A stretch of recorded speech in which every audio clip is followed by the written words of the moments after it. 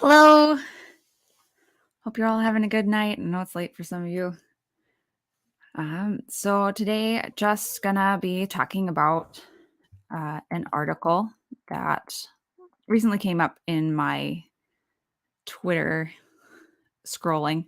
Um, it's an older one. It's from February of this year, but I think that it is interesting in what it reveals about the conversation that is sort of occurring around Amazon, The Rings of Power. And then I want to use it as a springboard, sort of similar to how we did uh, with Sandman, to talk about indie alternatives in that genre. Before we jump into that, always want to talk about indie news. Right now, the baseball book sale is going on.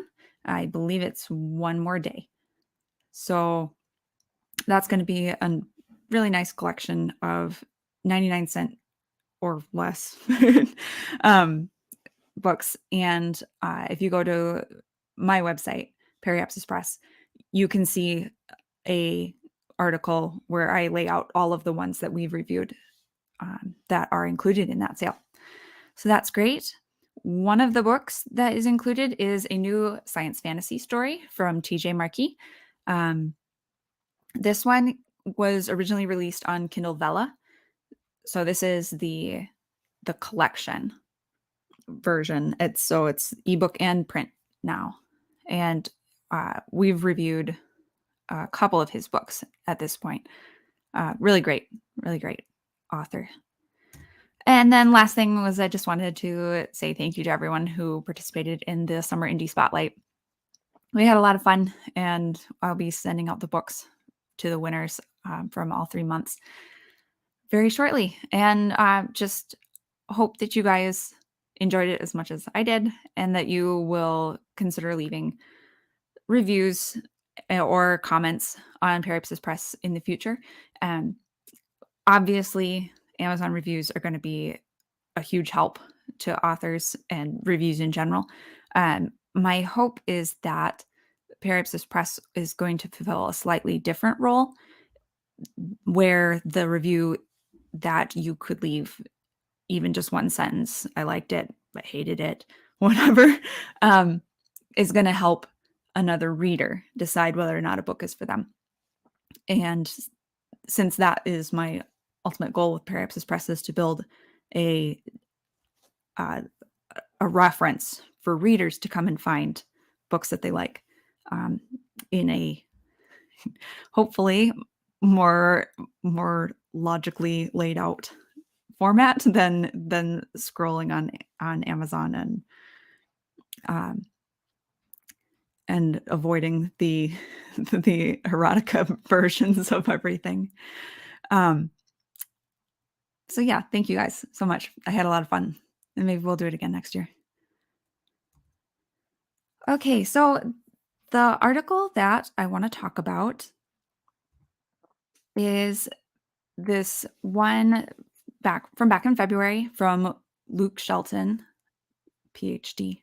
Why calling Tolkien's work a mythology for England is wrong and misleading. And the very first line is very easily snippable. And so this is what I saw on Twitter, and immediately decried. The idea that Tolkien wanted to create a mythology for England is still a popular notion among fans, and it needs to be clarified and, to be frank, popularized. Gosh, this is going to be one of those nights. Popularized, that this is no longer the prevailing opinion among scholars. So I just want to go a little bit deeper into this article, because I think that the first paragraph is easy to write off as arrogant and maybe a little bit elitist, in the sense that scholars know better, know best, Patrick is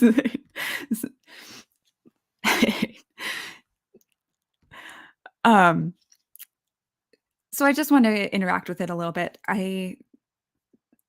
don't want to just dismiss it offhand because I think a couple of the points are not valid necessarily because I feel like he's taking a lot of shortcuts here, but at least shouldn't be dismissed wholeheartedly. Um, I hope the text isn't too small. I was, playing around with it but we'll see. So you guys let me know. So the main point or the point that he starts with is that Tolkien never said the words mythology for England. Um, the phrase comes from the Carpenter biography, and is linked with a couple of letters that he wrote. Um, so this seems to be important to this argument, um, but it completely ignores the fact that Tolkien scholarship began while Tolkien was alive, and um, although the biography wasn't written until after he died, Christopher Tolkien was alive then, and um, never never contradicted the sentiment. Um, I feel like that is an important thing to note. These are people who knew Tolkien and who would have been able to say definitively, yes, he meant it to be a mythology for England, or no, he didn't. Um, it also makes assumptions about certain texts that do exist that the Tolkien estate, not the Tolkien Society, the estate, um, up until Christopher Tolkien's death, um, kept pretty close to the chest. So I'm not sure what's happened since then. I've been kind of out of the loop, but there are texts that you have or you had to apply to the estate in order to see, and then you couldn't quote them directly. But you could use what you learned in them to make accurate points. So I've never seen these. I couldn't say whether or not Luke Shelton has, but it's it's entirely possible that other people, such as Carpenter and Shippey, have seen those, um, and that they might say stuff like that. We don't know. Um, and I'm saying this as somebody who's completely ignorant. I'm just. It seems like those are two factors that weaken the argument that because Tolkien never said mythology for England, word for word, we should discount it. Fiona Wolf points out that Christopher Lee got to have college classes with Tolkien.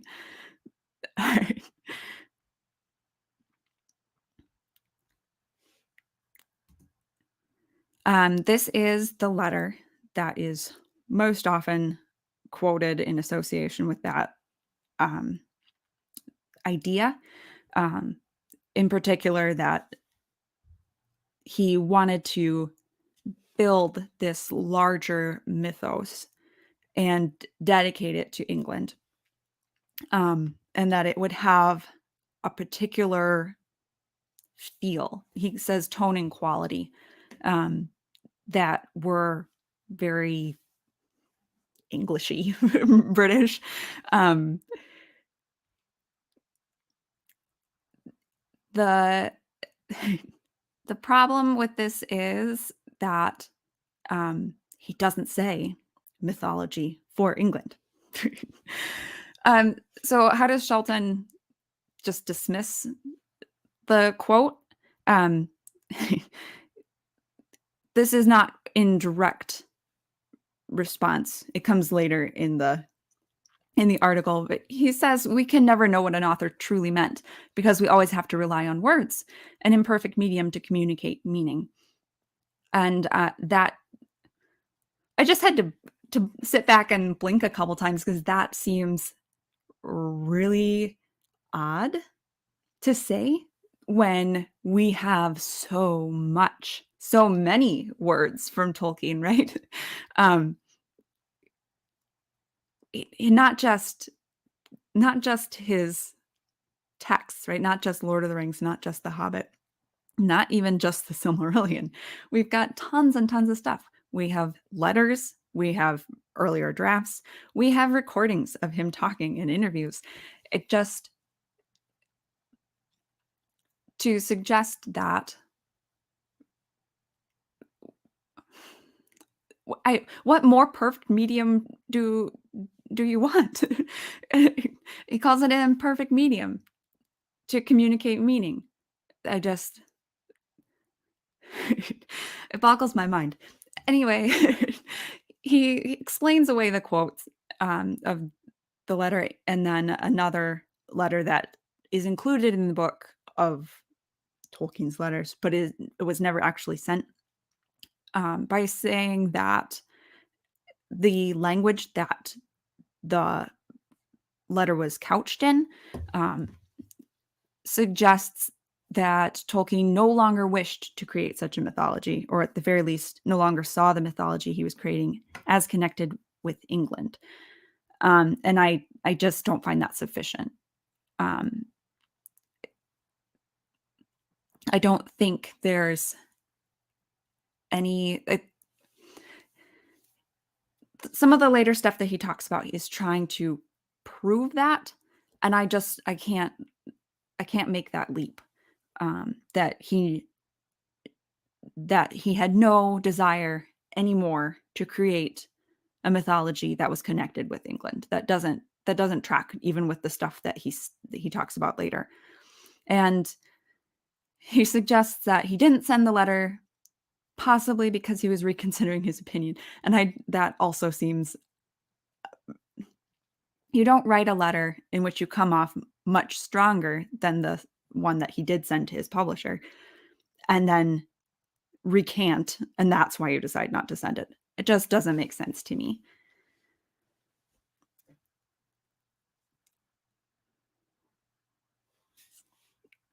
All right. Sorry, I'm just trying to catch up with the chat.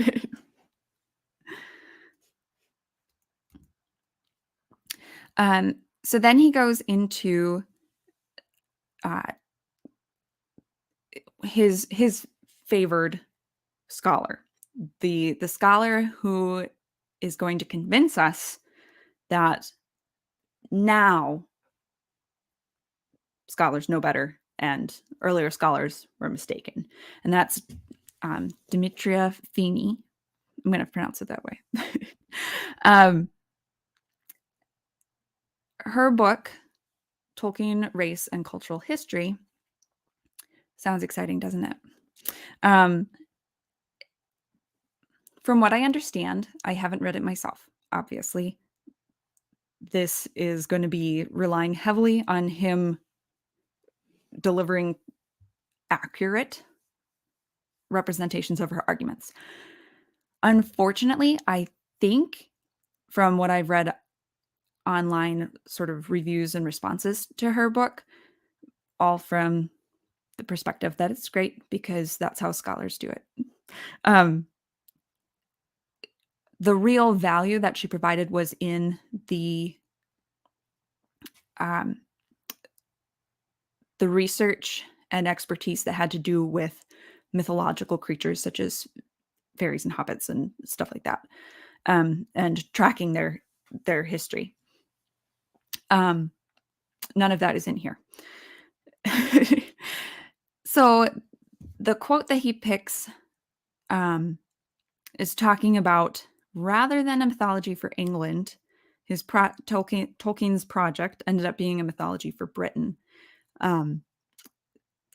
Sort of tracking with the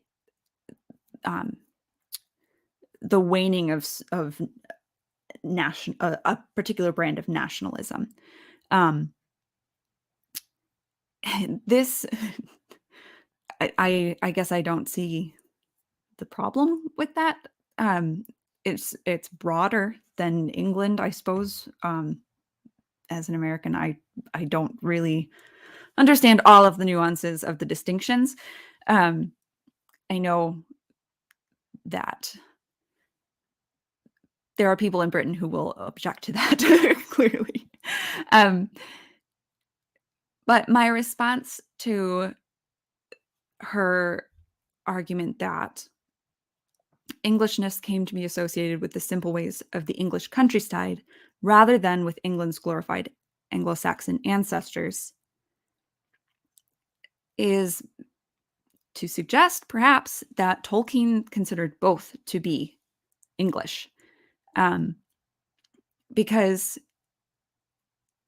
um, she concludes that Tolkien's hobbits and their provincial Englishness can be read as a move towards this alternative portrayal of England. And I would suggest that Middle Earth isn't just the Shire.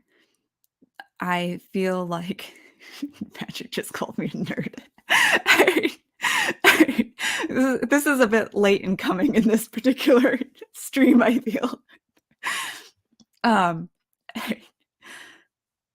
I think that Tolkien wanted both things. He wanted the current picturesque English value in land and in hearth and home and also the valor and noble heroism of the past of Beowulf and King Arthur, and I don't see that him having favored one in one area of the book negates the Englishness and the intention of Englishness, if that makes sense.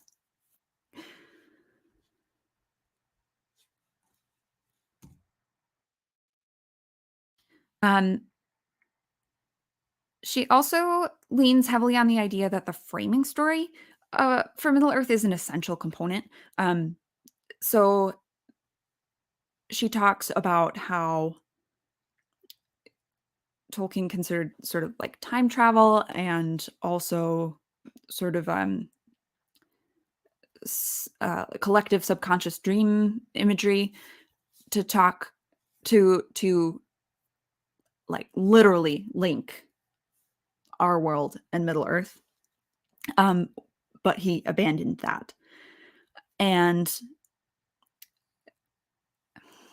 she says instead, the Silmarillion would be the mythic and legendary history of the first and second ages of Middle Earth, a semi fictional world loosely associated with Northern Europe, not the long lost tradition of England, as the Book of Lost Tales or even the Notion Club papers had envisioned.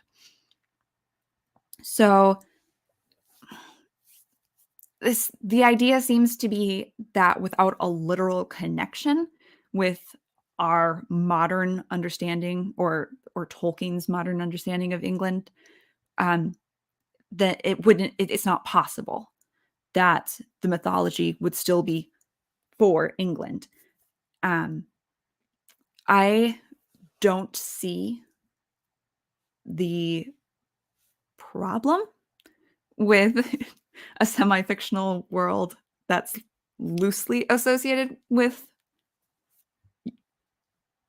England, Europe, Britain, wherever, right?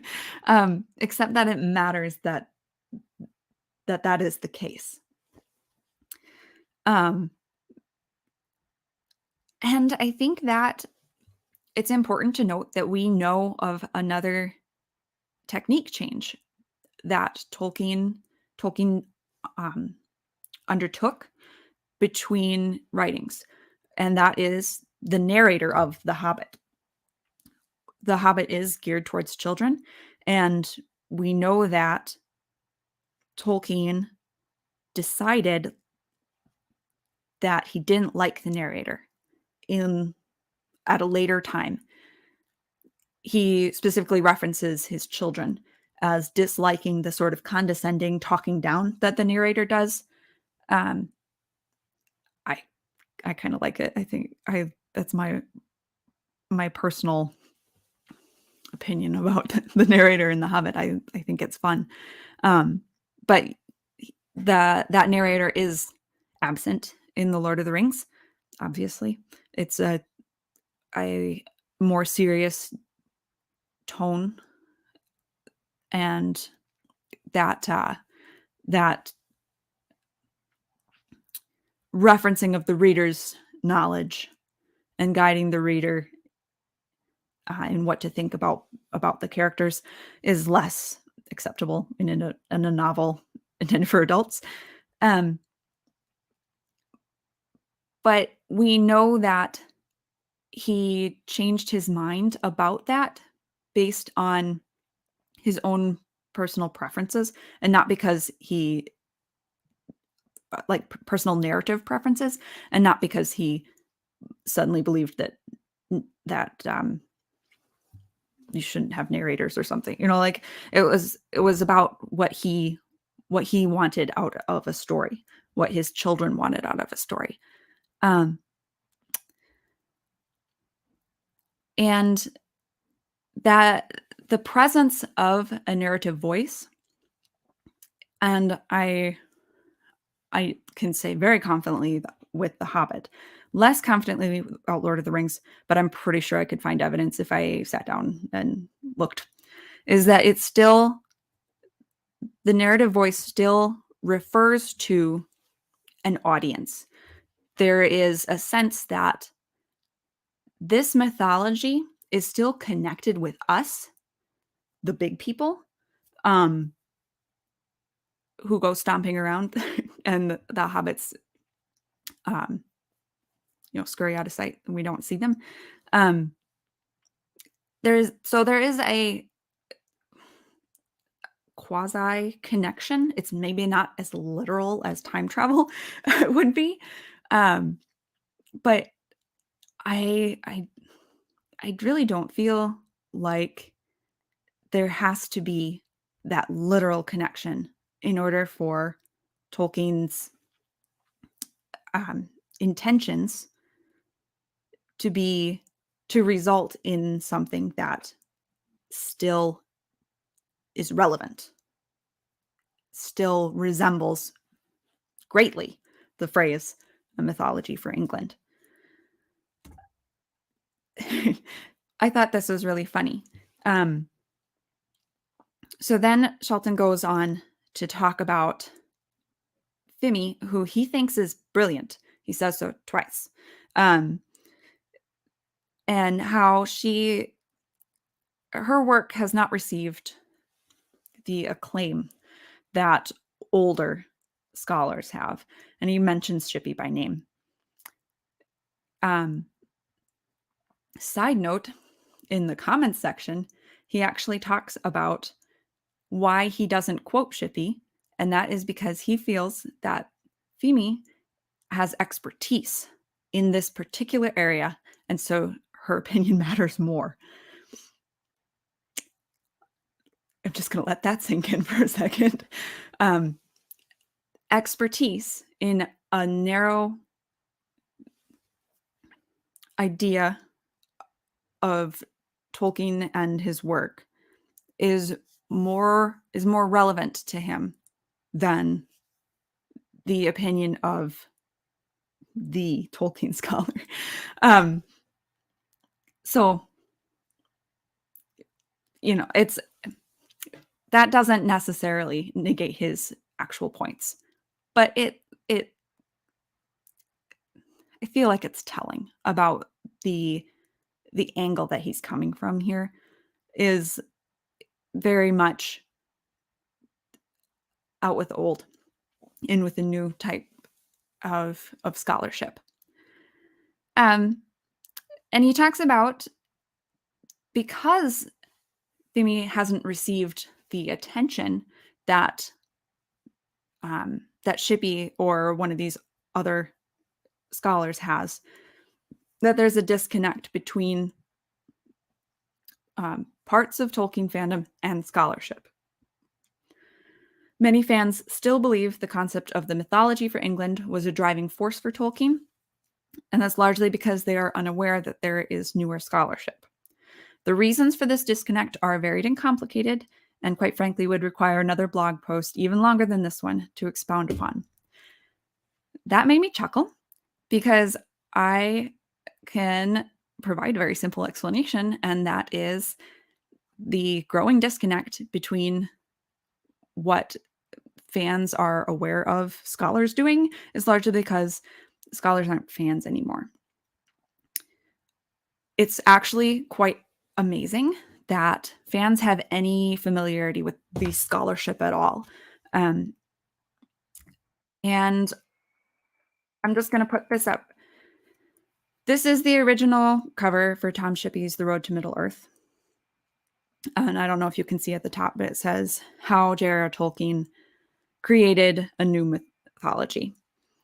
And next to Feemy's book, Tolkien, Race and Cultural History, From Fairies to Hobbits.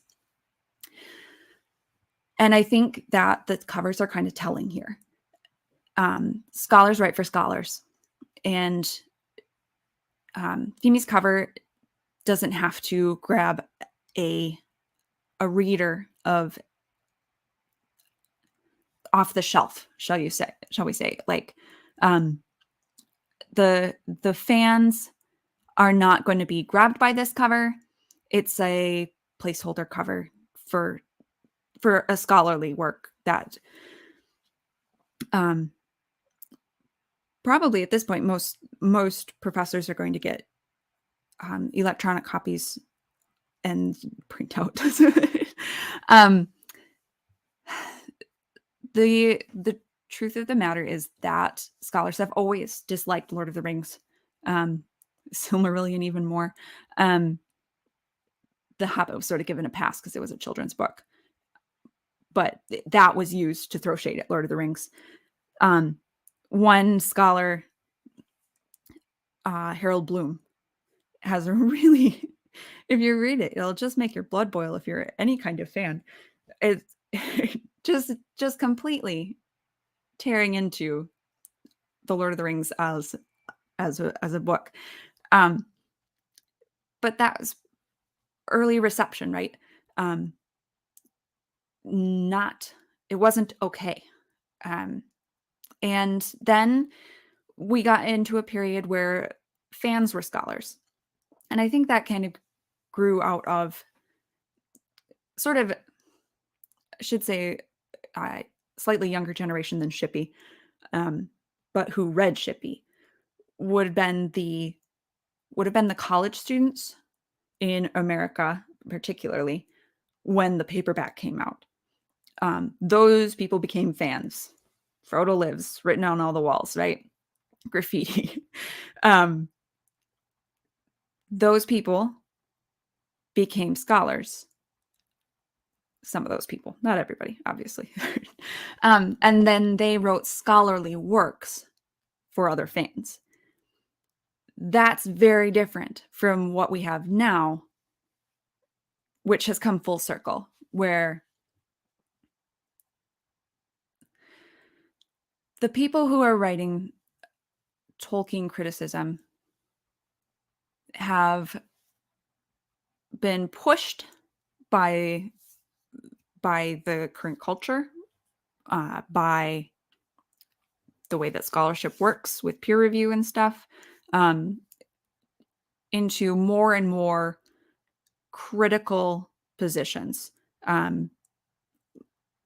Not so much exploring and celebrating the different aspects of what Tolkien did, so much as using those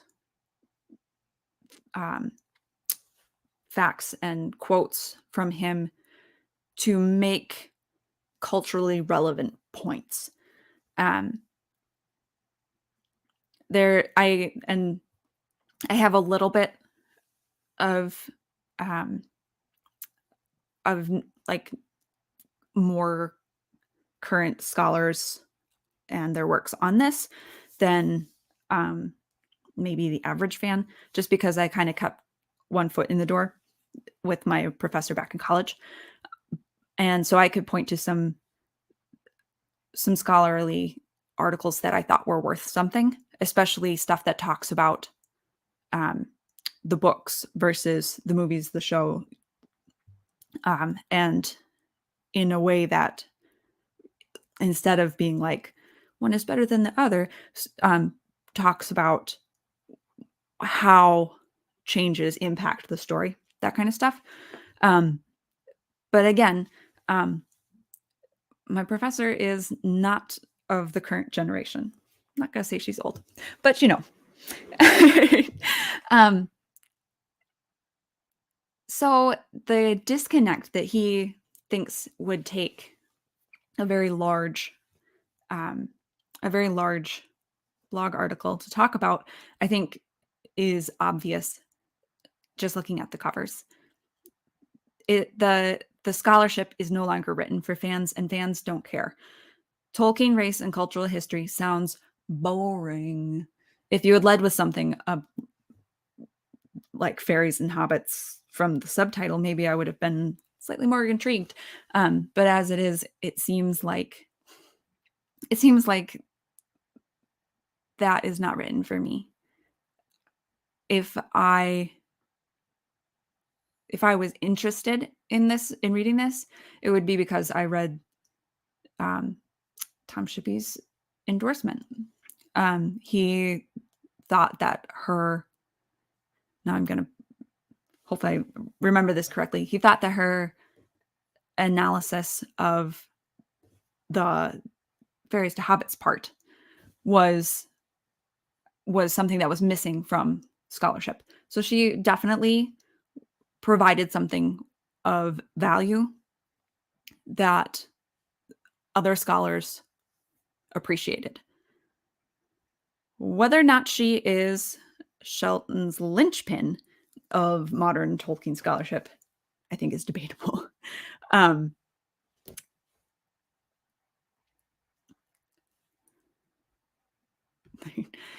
Anarchist Bible study, shout out. It's almost like people writing Tolkien criticism have an agenda other than just showing what Tolkien thought.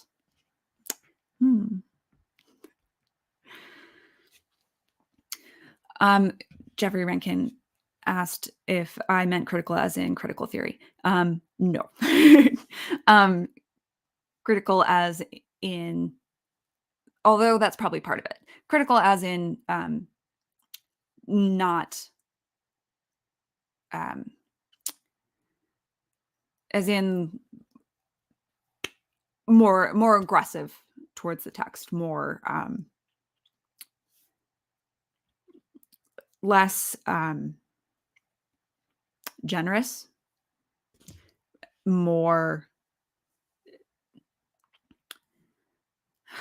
the word that I'm looking for is escaping me, but certainly critical theory would probably be part of that, bringing the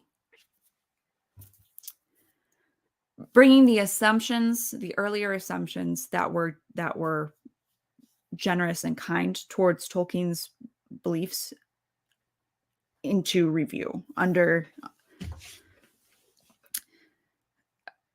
a microscope.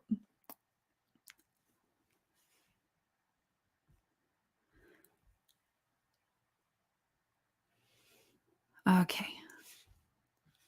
You guys have been talking in the chat, and I'm sure I have missed stuff, but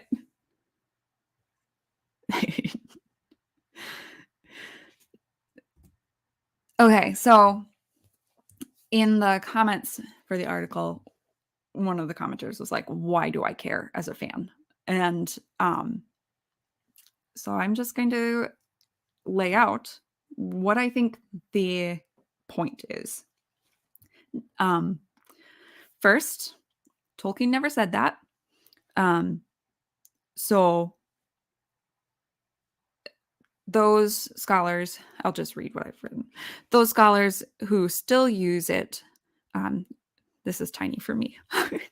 Use it advisedly, or they are talking they're talking about an outdated concept for a specific purpose. Second point, it wasn't a motivation. Many fans still believe the concept was a driving force for Tolkien, and it's largely because they're unaware that there is newer scholarship. So we moved from Tolkien never said that to this wasn't even a motivation for him. Third step is the result is different. It's not a mythology for England. Even if he intended it, even if he had said it, it doesn't come out that way. The link of the legendarium with England practically disappeared. And that's a quote from Femi. So that's where the article ends. And he concludes with saying, for now, then I will conclude by encouraging people to stop saying that Tolkien wrote his stories as a mythology for England. So why would he say that? Why would he write all of this? Because he's a PhD and wants us as fans not to appear uneducated, noobs. I don't think so. And I don't think that that would be an uncharitable assumption. Because in February, lots of people were talking about a mythology for England. And those people were critical of, and in the sense of careful,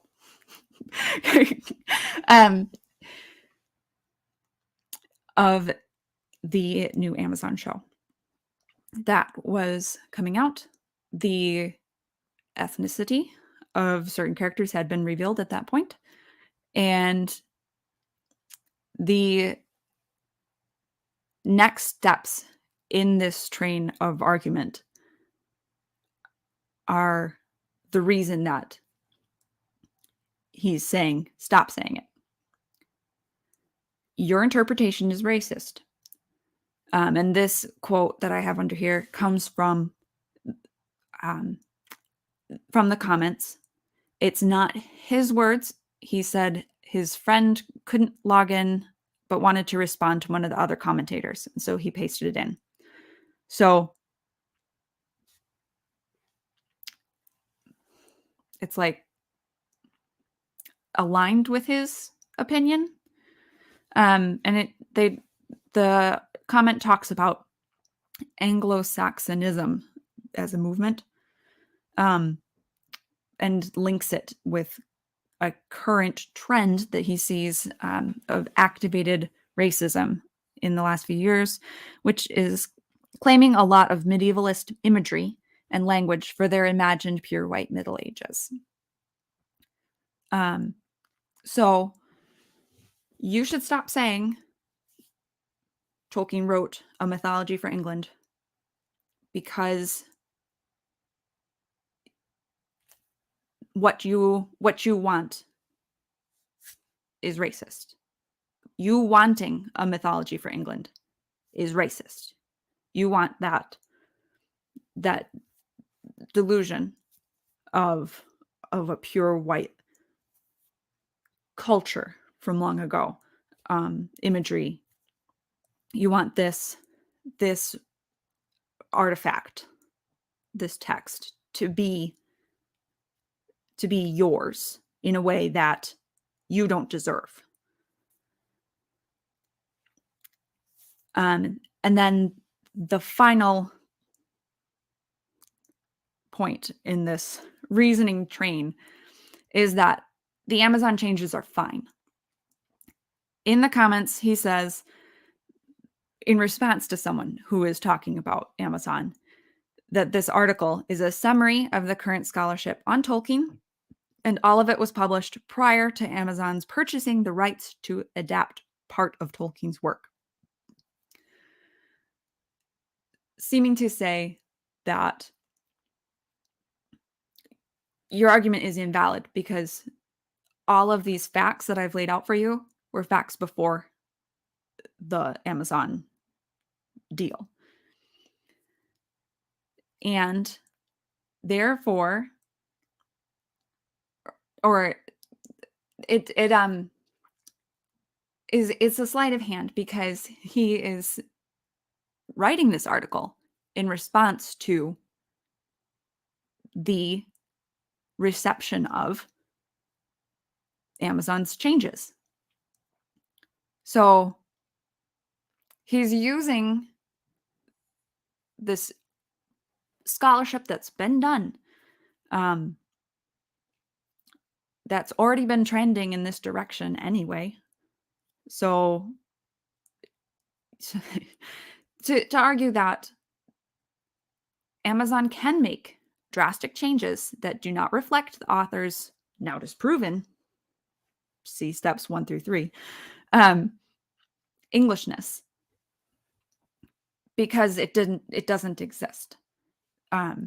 So if Amazon makes changes that contradict what you as a reader perceived, don't believe your lying eyes. The scholarship says otherwise, and therefore giant company can do whatever they want, and you're a racist for objecting. So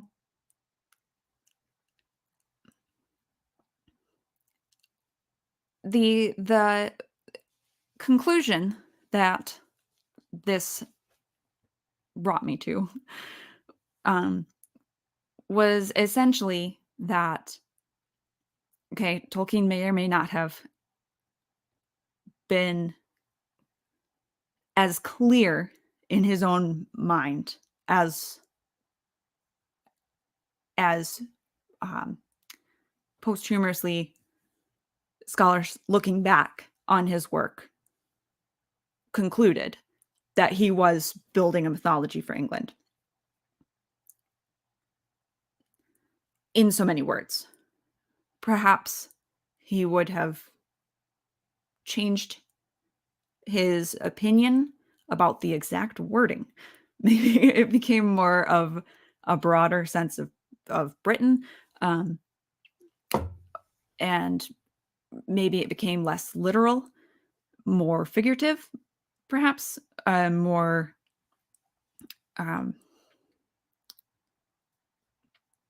distantly connected. That's a possibility. I don't feel like you can write off that it was a driving force, a motivator, even if the result was less than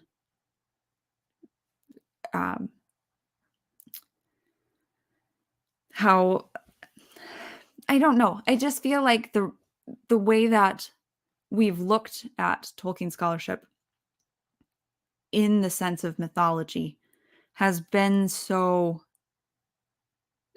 there's so much that's been written about it, that to say that it isn't, even if he didn't intend it to be, is a little bit, even if he didn't intend it to be as strongly as he seems to have intended. I mean, it seems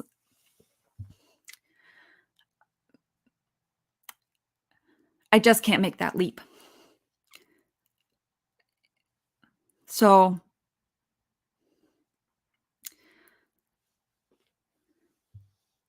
yeah, Patrick kind of is helping me here. Authorial intent. And what point does the author not get a say, or should we care?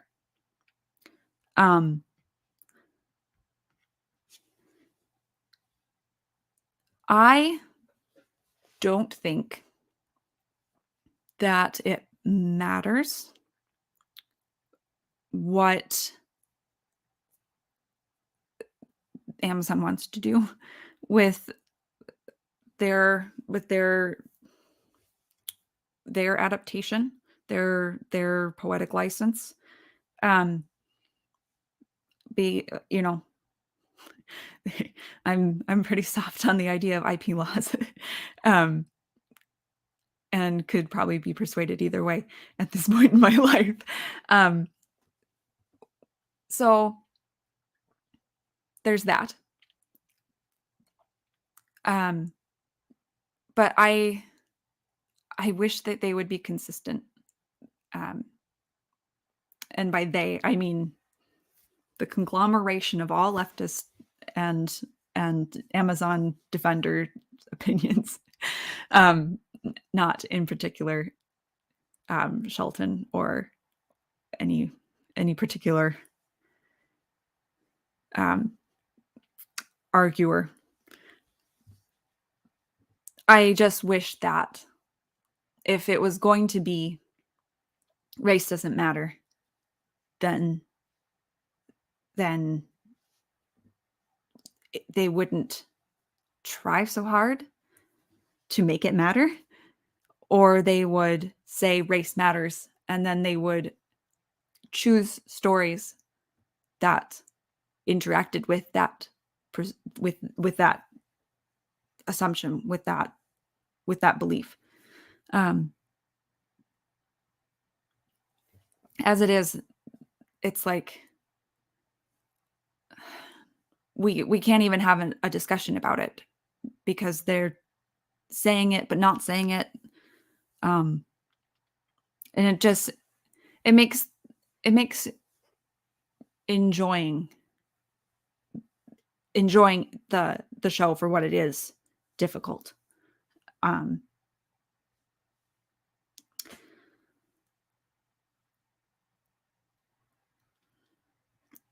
so that's all I had to say about this article.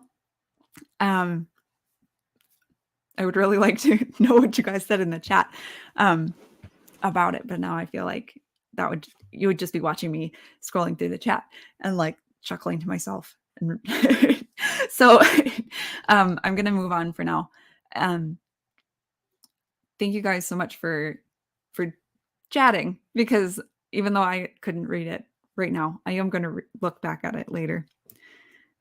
um I want to move the discussion into indie alternatives, because I don't want to just be hate watching or contributing to the argument.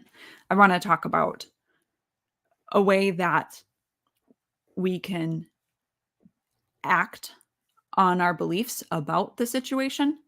And one of those is to support indie creators. Um, so I did a poll just the other day, and I think it's just 45 minutes left to it. So if you wanted to keep contributing, you could. If you haven't answered, excuse me. And I just threw out there, what do you look for in high, or sometimes it's called epic fantasy? Um, Lord of the Rings is considered high fantasy. One of the pillars of the genre. And I just picked three things. Obviously, this isn't the extent of the genre. People really like quests, and um, and there were some responses that were like, "No, I read it for elves. Like that's what I want from my high fantasy." um, there's I just want to talk briefly about what readers expect from high fantasy, just so that you guys get a sense of why I'm picking certain titles out of my reviews. Um, High fantasy is differentiated from the other fantasy, which is sometimes called low fantasy, by being completely in a secondary world, and there's no um, portion of the story or characters that come from our world. Um, there's the plot usually is around the like the heritage of the main character, like the mysterious um ancestry, or he's an orphan and you don't know, but really he's got all this power because he's related to so and so, or but you don't know yet. And then there's like world threatening antagonist or more force or power that's usually pretty distant the from the reader. Not really, there's no chance of sympathy. It's evil. So you can kind of see where um, Lord of the Rings fits into that. Um, and the other thing about the main characters usually starts off pretty weak or childlike. Hobbits, anybody? Um, and then um, another aspect of high fantasy is there are, and these are set by Tolkien, largely, by and large, um, themes that readers expect that high fantasy uh, will interact with. Obviously, good versus evil is a big one. The other one that is important, that's kind of less well known, I guess, is the Golden Age myth, um, and that is the sense that the best years are behind you. Um, you get that a lot with Lord of the Rings, with the elves leaving, with the ruins of various places that they pass, with the legends and songs that the the elves and the men have. Um, so those are some things that I would be looking for. Um, and we're arguing about quests versus world building a little bit. World building is good until I notice it. Oh, I hear that. Um,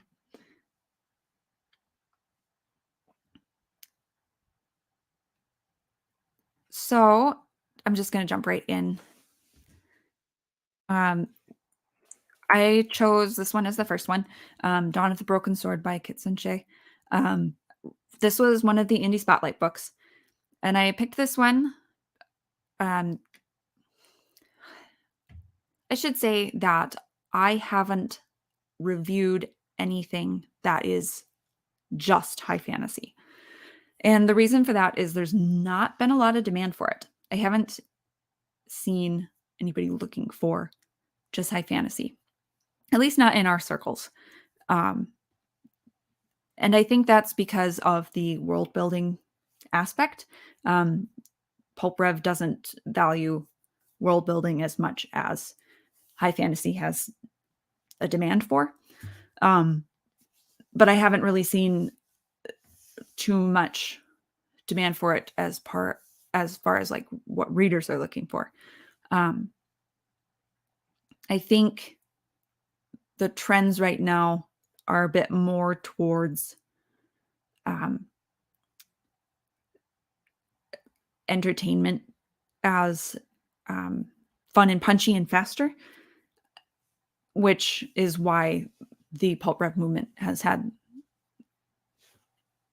um, the audience that it has. Um,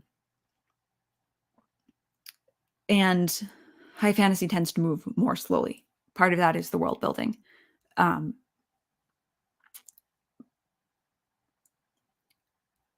obviously, that the overlapping of genre is going to be a thing in sci-fi and fantasy. So I'm not too worried about it. And I'm just going to suggest the stuff that I have reviewed that sort of fits with these common threads and themes that you see in high fantasy. And Kitsunche is the saga of the Swordbreaker is definitely there. Um, So it's a cultivation novel. So it has a secondary, another set of reader expectations that go along with that. But we definitely see um, the character's heritage being intriguing, um, constant um, growth in power and skill level. Um, there's bad guys, and there's that good versus evil sort of element to it. You also have the Golden Age myth present with the sense that the empire from before uh, had things of value that were sort of lost.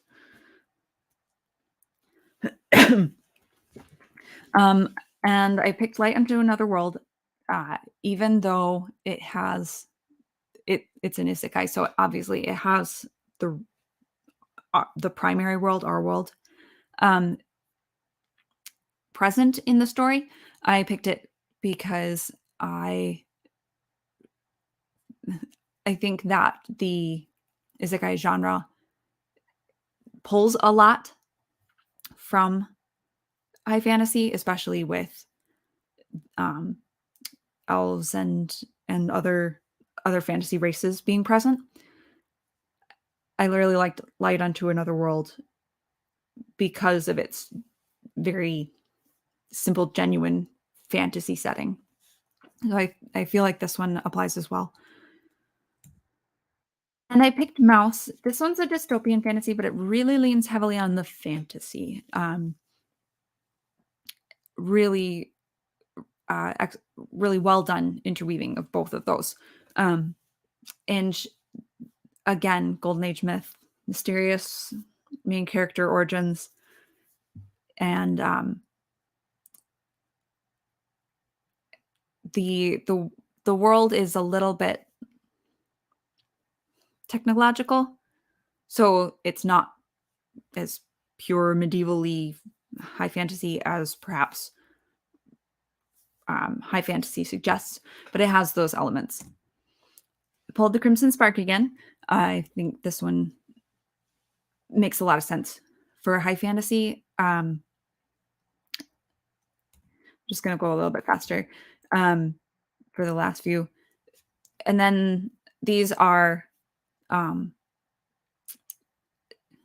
Sword and Sorcery, which this in Darkness Cast and Brand of the Warlock, which is technically not high fantasy. I'm not really sure why there's that distinction. I'd be love to hear what people think. Um, why those are distinct, but like dark fantasy and wuxia and other types of fantasy are okay when Sword and Sorcery isn't. It just seems they share a lot of similarities. So I included them, even though if you look it up, they say that that's not. um, all right, that is all I had. I would really love to hear if you guys have indies that you would recommend in the genre. Um, and um, just thank you guys so much for hanging out with me. Um, sorry, I'm catching up with the chat. And then I just want to always encourage you guys to help support indies by trying indie alternatives to mainstream media. Even if you don't completely abandon mainstream media, I'm not going to hate on you if you hate watch or if you actually do enjoy it. That's great. There, just because there are things to be frustrated about and critical about. Man, I use critical a lot, don't I? Now I'm thinking about it. Thanks, guys. um, doesn't mean that there is nothing nothing of value, nothing redeemable. And then leave reviews when you do read indies, and let me know what you guys are looking for in your sci-fi and fantasy, and I will try and do more uh, more episodes like this where I talk about alternatives that I have reviewed. And all of those reviews are long form, positive, everything on the website I recommend. So you can enjoy just browsing, or you can dive deeper into what I liked about stuff. I do tend to be a bit spoilery, so I apologize. Thank you guys so much. That is all I have for you today, and I've really enjoyed this. And I hope that we can have conversations about mainstream things without just stirring the pot. I want to do something productive with it, and I would love to have help. If you guys can think of examples of stuff that you've read, and it doesn't have to be indie. Of course, the obvious is to actually read The Lord of the Rings and the Middle Earth, other Middle Earth texts. But there's lots of good stuff out there. Like Fiona Wolf. I'm sorry. I'm gonna watch old movies and shows instead. That's a perfectly legitimate alternative as well. Okay, thank you guys so much. I'm gonna sign off. You guys have a great night.